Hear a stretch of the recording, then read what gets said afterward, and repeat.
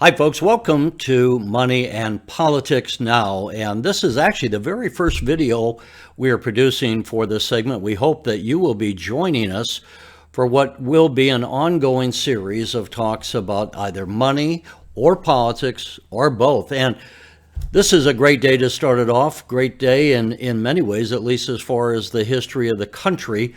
And it goes to illustrate the reason why I wanted to have this page. Today, November 7, 2020, is the day that Joe Biden has been declared the president-elect, having defeated President Trump in his quest for re-election. And whether you are a Trump supporter or a Biden supporter, the fact of the matter is that the election of Joe Biden means there's going to be some different things happening in the economy than would otherwise have been the case if it had remained with President Trump. And my background is I have for the last 30 years been covering politics both in Washington and in the state of Illinois. So I have a familiarity with the political angle. But I've also been a private investor for 40 years. I am not, I repeat, I am not a licensed financial advisor, but I do want to share my insights on how the intersection of politics and money comes together. And I have found many people over the years tell me that it is helpful when they listen to my explanation and kind of unravel some of the craziness that's going on in Washington or possibly at the state level. But for the purposes of this page, we will be talking primarily about what goes on in the nation and how that impacts people. So whether you live in Alaska or Florida or Illinois or Kentucky or anywhere in between, it doesn't really matter.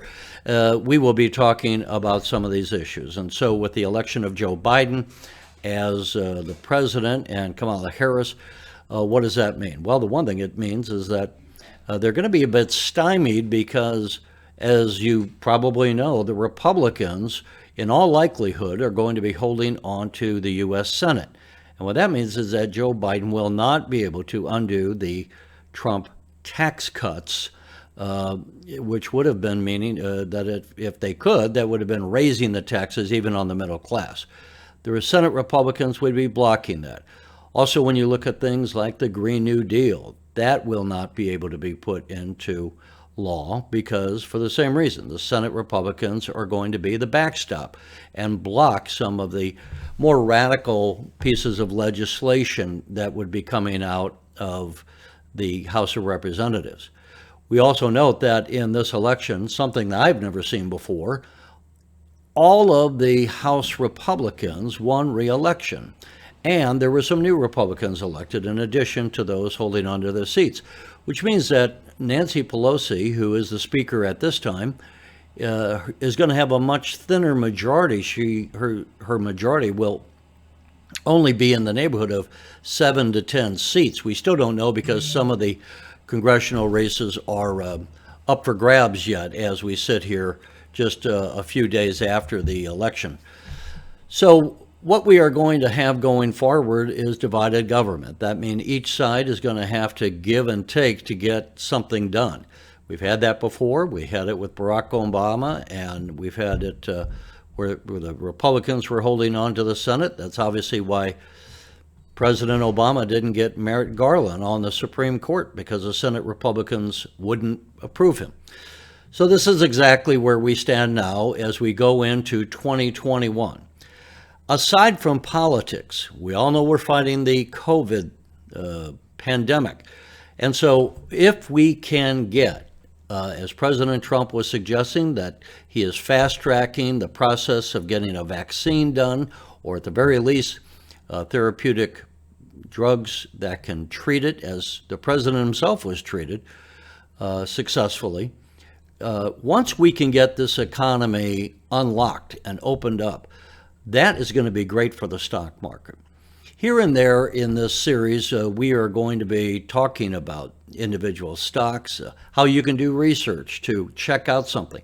So many times I find people go off and buy something because a friend of theirs gave them a tip, or their Uncle Louis told them to buy something, and maybe those are good ideas. But I want to show you in the course of this page that we have here, I want to show you how you can determine if something is a good idea, not just take someone's word for it, how you can put together a portfolio, how you can balance it, how you can grow your wealth. This is not a get-rich-quick scheme, but I want you to be investing in the economy, in the markets, and you can build wealth.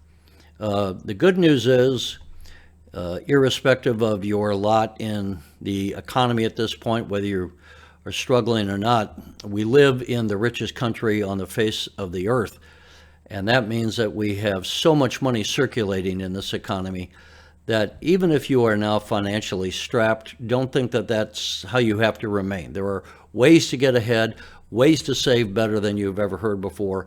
And one of the real sins I find is that we never had an education growing up on how to invest money, how money works, what is a stock, what is a bond, what are interest rates, how do they work, what impacts them. And I have found over the years that it's not really that hard. I'm self-taught. I'll be sharing my ideas with you. And that's what this page is about. We hope you will join us here. We thank you for paying attention, and we do welcome your comments. So, folks, it's called Money and Politics Now. I'm Terry Martin, again, a private investor and someone who has covered, as a journalist, politics for about 30 years now. So I'm going to be sharing my ideas. If you like them, tune in. And in the meantime, have a great day. Let's all hope that we have a great 2021 ahead. And for now, I'll say goodbye and thanks for joining us.